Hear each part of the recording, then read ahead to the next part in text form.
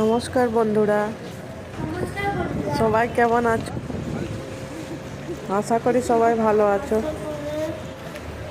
আজকে আমরা চলে এসেছি মেট্রো বাজারে কিছু কেনাকাটা করার জন্য।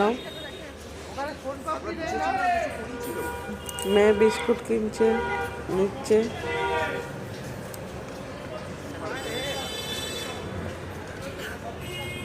খুব বদমাশি করছে এখানে এসে, এটা নেব ওটা নেব এই করছে। এইখানে এই যে সব সবজি ফল রাখা আছে।